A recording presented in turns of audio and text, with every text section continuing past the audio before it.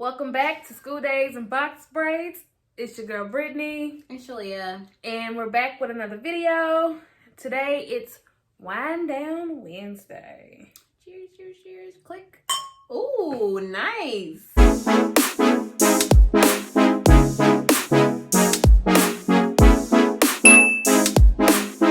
So this is going to be a segment that we're going to do each week.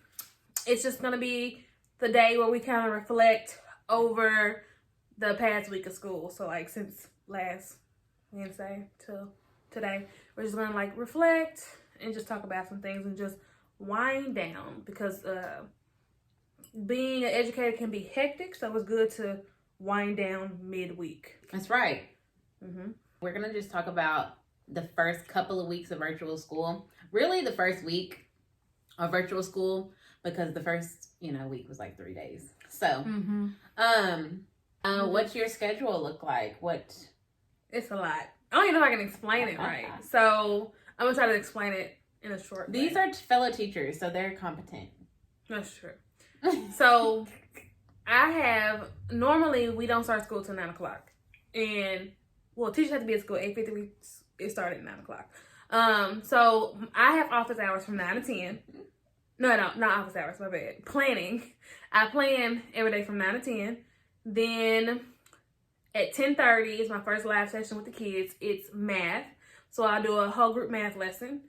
Then for 30 minutes. Then from 11 to 12 is small group math. So I'll pull them, for small group. Then they have a lunch from 12 to 1. And then from 1 to 1:30 is whole group reading. And then 1:30 to 2:30 is small group reading. That's where I'll do guided reading groups. 2:30 to 3:30 is like their independent time to go work on some stuff or do science and social studies or whatever they need to do. And then they have specials at 3:30 to 4. And that's it. And I have office hours from 2:30 to 3:30 where the kids can come talk to me if they need to be. Yeah. So that's okay, cool. So my school day starts at 8:15. The kids get online at 8:15. And they have from that until 8:30 to get on. So we start at 8:30. We do like SEL because, we have this new curriculum to follow for social emotional. So we do that from 8:30 to 9 every day. And then from 9 to 10 is math. So really I'm splitting that time in two because I have 30 minutes for whole group and then 30 minutes for small groups. And then we have like a 5-minute break, 10-minute break, and then I do another hour for reading. So from 10 to 11 is reading. We have another break, and then I've got science for 30 minutes. And then the kids hang up. And that's about it. But that is Monday through Thursday. And then on Friday, they come to morning meeting at 8:15. And we actually push morning meeting all the way till 9 o'clock. So it's a big social emotional day. We're like team building, playing games with each other on Zoom and stuff, getting to know each other. And then I have the entire Friday to pull small groups for all of Friday. And then we have mandatory lunch bunch at 12 o'clock on Fridays. So I have to eat with my babies. And then I have another small group after lunch bunch. I made a lot of groups because I feel like it's good. I'm in control of it, so I can really like make groups where the kids, need to be. So I have a group of maybe 2, a group of 4, So I have time on Fridays. I have office hours every day from 1 to 2 o'clock, and that's about it. We have a lot of time for small groups. That's good. Yeah, I can't imagine only having 30 minutes. But my Friday looks a little different too. There are no live sessions for me to like teach content on Fridays. My Fridays are open for kids who weren't able to complete work throughout the week to have a chance to have Fridays and just get all the previous work done from the week, just to provide them with a little bit more flexibility. I also do Fun Fridays on Friday. So this past Friday, we did lunch bunch and play games and just chatted. Yep, for an hour. So I do Fun Fridays for the kids who finish all their work. So they have until 12 o'clock on Friday to try to finish everything if they want to come to Fun Friday. Oh, if I want to give assessments, that's what Fridays will be for as well. My planning is actually from 7:15 to 8:15. That's early. That's our planning time. That's our PLC time. Mm-hmm. You know, and normally our school starts at 7:45, so I am used to being up anyway, right? Yeah, you can't really complain about having to get up early because if we were in person, I'd be up earlier. Yeah. So even though I don't start till 9, I still get up, and so it's not like I don't think anybody's getting to sleep later. No, with this, except the kids. Right. Yeah. Mm-hmm. So yeah. There are other schools that are in my district that people are not following that same kind of schedule. I think my principal and, my other administration staff, I think they made it up. I think they made it up, and I like it. It was a puzzle for me that I didn't have to figure out, so I like it just fine. Yeah, we at my school, she sent all of us off to go into our grade groups and create a schedule for ourselves. And all the different grade groups had to make all of our schedules fit with special area and all the interventionists and all. Like, this is... Wow. So, it was good that your principal went ahead and created that for you all. Yeah, everyone's on the same schedule. It was very hectic for us to create our own. But it worked out. But it was a lot for us to try to create on our own and make it fit together with each other. But it's okay. It's going well. Honestly, I will say it's going well. My Monday through Thursday is going really well. My Fridays are getting better because the kids are starting to remember their time to come to me. I don't know. I'm getting ready to start like math groups. So a teacher and I, another teacher and I, and 2 assistants, we're going to try to puzzle piece it together. How many devices do you use when you use virtual? So, honestly, do you use Meet, Google Meet? Using Zoom. Okay, we use Google Meet. And we had a whole... Did you hear about what happened in my district? I did. It was a disaster. We had to switch platforms, and then Google Meet finally gave us the security features we need, so we were able to switch back. I'm not going to go into details on that because it was... What was I saying? Right now I'm using 2. I use my work computer and another computer so that when I'm sharing my screen, I can still see them. Sometimes I have to use an iPad as a document camera. Are you teaching from here? No, I teach from work. Okay. Sometimes I do teach from here. Honestly, if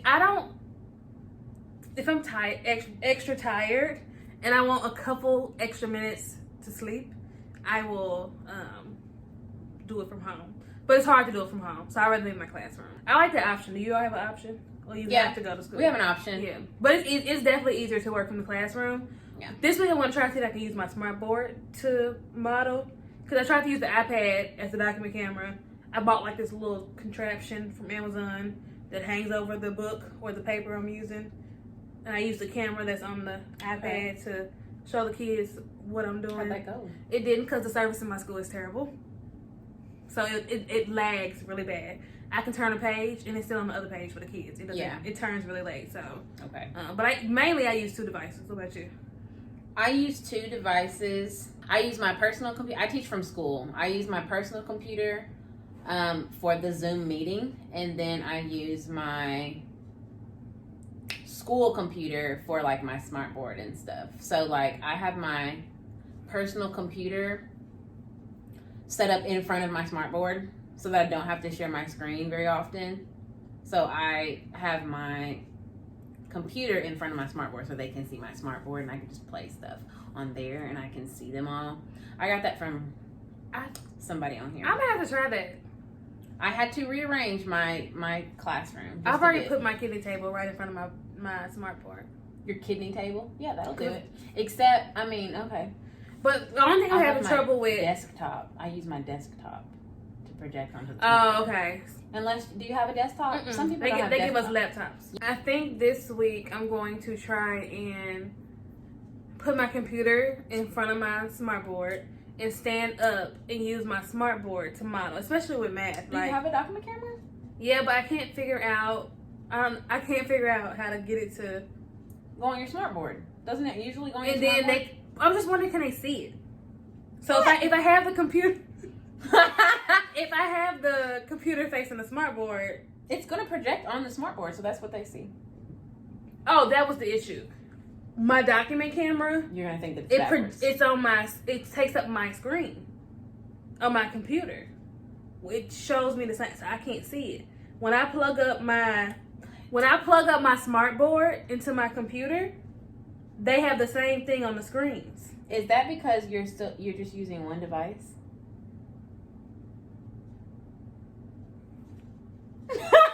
I don't know. I need to figure this out. Wait. Listen, what's going on? So let me tell you what's going on with mine. You have my desktop computer, which is my work computer. That's what we'll call it. My work computer is connected to my smart board. Mm-hmm. My work computer is connected to my Elmo. Mm-hmm. My personal computer is sitting in front of my smart board. So whatever that I'm writing here, it doesn't even come up on my desktop. I can't remember. I tried it and it didn't work, but I can't remember why. I don't have an Elmo. I have some new type of document camera, and it does something to my computer where it should come up on your computer, but that's only if you push. It shouldn't matter. Excuse me. It shouldn't matter if it comes up on your desktop. Why is anything coming on your desktop causing problems with the Zoom meeting? It's not even connected to the same. Yeah, because if I have my separate computer, it shouldn't matter. Yeah, I'm not logged into Zoom at all. I think what happened was I tried this before I tried with my separate computer, my second computer. So when I first tried this out, I was just using one device, and so it didn't work. All teachers need 2 or more. Yeah. So now that I do use my personal computer as well, it probably will be a week. I mean, what? It's Wind Down Wednesday. It probably will work. So I'm gonna try it this week because did you see the little guy I got it from? Kindergarten Smorgasbord. Yeah. I like him. He has a lot of good stuff going on. I like him. But where did he get all that stuff from? He has like a lot of He has a lot of fruit, but I'm telling you what, kindergarten teachers, kudos. I could not imagine being a kindergarten teacher right now. So I got the whole setup from him, y'all. I am not recording my lessons on my phone. He is doing that. There's no way you can virtually teach with just one device, which sucks because honestly, if you don't have I have had to go buy so much stuff just to be able to teach virtually. Well, yeah, and it sucks. We already buy stuff when we're teaching in person, but it's like technology stuff is a bit more expensive. So like if you don't already have a personal computer, or if you have a personal computer but your district doesn't give you a school computer, like you have to. The only way you can make it work is if you buy a whole new laptop or an iPad. Like, and my teammates have bought laptops. That's one of crazy. Them. It sucks. That's one thing I will say that has been hard is trying to find the right technology that I need. Another thing, like the Wi-Fi and bandwidth and stuff at the school is not always the best. So I'm actually grateful that we're all not teaching from work because it would actually be shot every time. I'm teaching. Like a lot of people are teaching from their desktop, and since some people are teaching from their desktop, they're using like that Ethernet cord. But I am Zooming from my computer, my personal laptop. So I'm on the school Wi-Fi, and like sometimes it just does not do the very best. No, and it sucks when you have 30 minutes to teach a lesson, and half of that 30 minutes is trying to figure out the technology issues. And when you're trying to go from screen to screen, and it's taking forever to load or it's lagging, I'm like, it takes a lot of your time. If it's lagging, it's almost defeating the entire purpose. Stuff is just behind, so it doesn't work. I'm fully animated, like I'm standing up teaching, bouncing around, doing all these things. So if they're not seeing that the way it's really going, I don't think they're paying attention. So this is not review. Like they're having to learn new content in 30 minutes. Yeah, no. This is very, with interruption. I understand why we are not having in-person school. And honestly, I think that this entire year should have just been a gap year. I just think that nobody was ready for everything is just being thrown together. Even college, because people are complaining about college because the tuition is the same, even though it's virtual. People are complaining about elementary, our special ed kids are not at all getting what they need. I think it just should have been looked at differently. I don't know what they could have did. Yeah, I don't know. I mean, I think that everyone should get a repeat. Everyone. Of the year that just left. Yeah. Wait. What? Of the grade they just came out of. Not the grade that they came out of. Like next year, they need to get third. I teach third now. So they don't move to fourth grade. Right. Everyone. Oh gosh, I know. Period. There was already a gap. So it was already huge. And I feel like I'm assigning stuff at home, and I'm telling the kids to be working on their Google Classroom. Some of my kids are taking care of their other siblings. I just think that it's not fair for me to say, oh yeah, you're doing awesome in third grade this year. And it's like, really, your parent could be doing your work at 10 o'clock at night. So I just think that it's very like frou-frou. It's not real.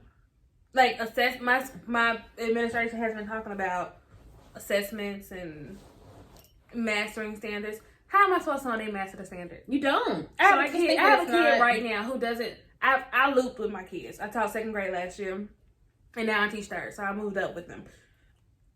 I have this little girl in my classroom who is extremely low, like extremely low.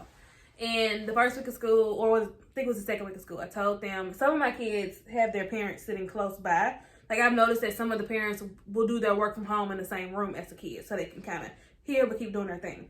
And so I tell the parents, I tell the kids that you can't get any help. And I tell the parents, you cannot help them. I need to know what they don't know so I can teach it to them. This is what I do at the beginning of the school year. I'm giving benchmark assessments. I need to know what they don't know. Well, this one particular student who was performing extremely low has gotten 100s on all of her assessments. And she can't tell me what 1 + 1 is. Because I already know my kids, so I know who can't do it anyway, but everybody's going to take the test. So so you can't even assess because, parents are going to help their kids naturally. Or you have students who don't even do it because they're at home. Now, I can call and pester, but that's one thing about me. Like, I don't believe that my job is about pestering. Yep. I'm not going to keep calling and saying, hey, little Johnny needs to be doing his multiplication quiz. Hey, it's, the next day he still hasn't done his quiz. Like, no. And I'm conflicted when it comes to the parent stuff. Even before school started, I saw a lot of negative things from parents online. And, just a lot of negativity. So school started, and I had a conversation with all my parents who decided to join me, because not all of them came to my virtual Meet the Teacher. And I said, look, I understand this is not the circumstances that we're used to, but I need you to work with me just like I'm gonna work with you. We have to communicate. We have to be open. If your child cannot get onto the live sessions, let me know. If your child needs extra time to complete the work, let me know. Just talk to me, and I will work with you. I'm not here to punish anybody. And I still have parents who won't even reach out and say, hey, I don't have time to do the work. I have 5 kids and I work, or, whatever. I have parents who won't reach out, and the kids are not doing any work. And so that makes me upset, because all I asked for you to do was communicate with me. Everything that I have given the kids to do, I showed them in detail. I recorded videos of how to access things. They don't really need to ask their parents for help. Yep. All they need to do is, all I want parents to do, me personally, is maybe at the end of the day, did you do your work today? Make it fun. I saw so many parents online make these little learning centers in the child's room or somewhere. They make the little cardboard tripods. But they just made it fun for the kids. I think even if you hate it, don't let your child know you hate it. Sure. Because it's already a lot. It's a lot on everybody, and everybody just needs to work together. So it's a hard time. It is very hard. But what, websites and stuff have you been using? I have been using Jamboard. I like Jamboard. I like where they record themselves talking. Flipgrid. Yep, Flipgrid. I like Flipgrid. I haven't been using a lot of stuff just yet, because it's still early. We're still early into the teaching thing, so I haven't introduced them to a lot of platforms. I'm trying to keep it simple right now. What do you use? I'm mainly using not a lot of things. I am a minimalist. A minimalist, okay? And I don't want my kids to be overwhelmed with all these websites. Now, a backup to that is that I don't want to have to be checking 1,000 different things that they've done. So only thing I'm using right now is obviously Google. I'm using Zoom. I'm using, we have used Flipgrid a lot. But yeah, that's about it. I've been actually using EdPuzzle. That's my favorite one so far. My favorite is EdPuzzle, so I use that a bunch. Yeah, but I'm not trying to do like 30 different things. You guys, I feel that that's overwhelming. I love linking my math assignments to Envisions. Yeah. Because it automatically graded for me, less grading. And Google Forms. I like Google Forms, but they're boring. I have a lot of activities in Google Slides. I bought a lot of crap off TPT, honestly, because it made my life. What? You're not supposed to buy stuff off there. What? When we're in-person learning, I don't need it as much. But this virtual stuff, I can't sit up here and create slides and activities all day, every day. So I bought that kind of stuff off TPT. Yeah. So I don't grade that stuff. That's just for your practice, for you to get better. I check it for completion and participation, but I don't need to document that in my grade book to tell me if you are mastering any standards. So I use Google Forms for anything I want to know how they're doing, and I assess live. There is no of course. Assigning this assessment, you go take it. No. If you join my live, I send you the link to the assessment. You take it while we're on here right now. Yeah. Because I have to know what my kids know and don't know. Yeah. If I don't know, it bothers me. So I have to do it online. But yeah, I do link anything I can link, y'all, to Google. I link Flocabulary. I use it all the time. I link it. Like I'm creating assignments in Flocabulary. Do you all have Clever? Yeah. Clever is really good too because it's a one sign-on thing. So if you are using a bunch of different programs, if you use Clever, they can go to it through Clever, and they don't have to constantly type in. Yeah, they don't have to type in a email address and stuff every single time. What does attendance look like? Like, how do you take attendance? I have a morning check-in every day, so it's where they fill out this cute, engaging Google form where it asks them fun questions. But sometimes at the beginning of the week and the end of the week, we give a check-in form that asks more in-depth questions about how they feel. Like mental health? Yeah. How are you feeling? Is there anything you need me to know? You know, what's not going good? What's going good? So, like, on the beginning and the end of the week, we'll give those type of check-ins. And then the rest of the check-ins, Tuesday, Wednesday, Thursday, are just, like, fun, engaging check-ins that we can discuss real quick when we first meet. Right. So, I use that. And then, if you come to my live session, I use that as attendance. If you don't come to the live sessions, but I see that you completed some classwork, I use that as attendance as well. Yeah. Same thing. Yep. I have a majority of my kids get on for live, so they pretty much are all getting their points then, honestly. I don't want them to know that, of course, but they are, they're getting their points when they come in, and a lot of the assignments on Google is just for independent practice. Recently though, I decided that I'm going to actually start grading those, even if they're not, even if the grades are like for fluff. I don't really know what I'm saying. What I'm saying is, they need some accountability. If the kid doesn't do well, I'm not giving you an 100. Because see, last time around, we were just giving 100s for them to do it, right? But this time around, I feel like there's going to be grading periods. Yeah. Now, I can't be giving every kid 100, and then for them to come back, and get a approaching level in multiplication. Like, so then the parent is going to say, well, I had no idea they were getting 100 on everything.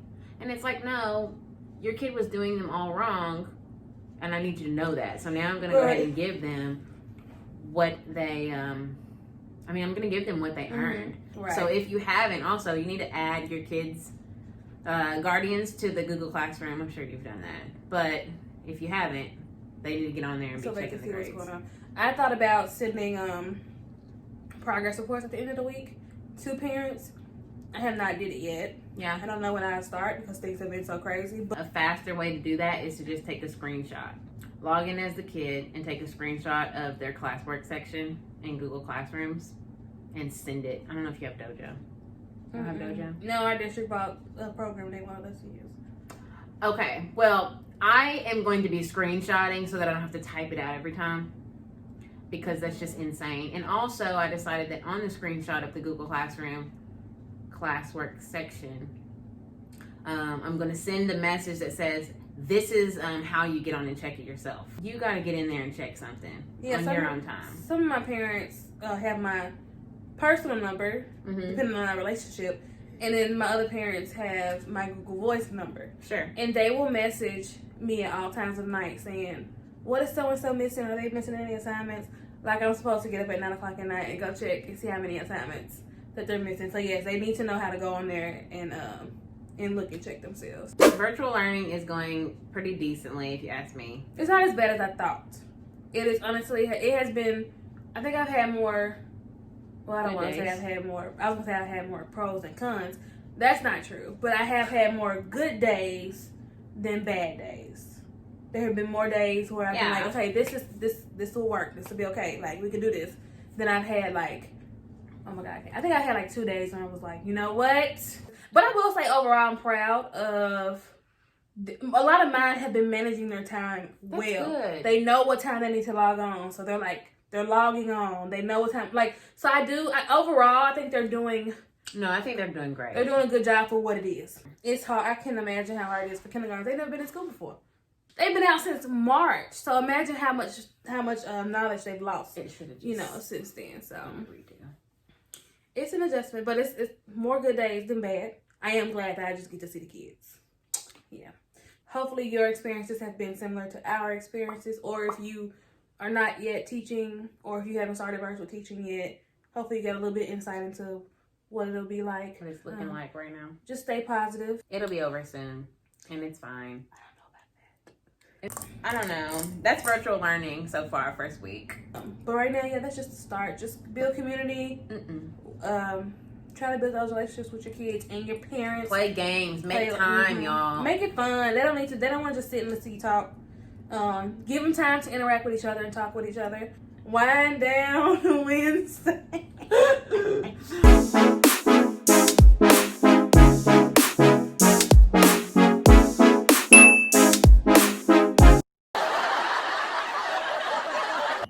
Put your hand over it. Nobody can see it. Oh wait, are we taking? Oh, you can't take. Are you taking it? It's a video, but we'll just screenshot it. That was much needed. It's like you get, stress out to wind down. You get it out. I think that we should have ended it when we said our wine slides, Randy. Welcome, it's Brittany. And Shalia, of course. Welcome back to Wine About It with Brittany and Shalia, of course. I feel like this should be episode 1, though. This is episode 1. Why do you say welcome back? Oh. Hey, y'all. But is that why they called it that? Because you're pouring? Yeah. I didn't realize that. Yeah, because they spelled it P-O-U-R. It says poor decisions. That's funny. Oh, we can call it Wine About It. Okay. We can call it Wine About It. Wine About It. You like that? You're hot. Oh, we can call it wine. You don't like Wine About It? I do. Hakuna Matata. This is recording.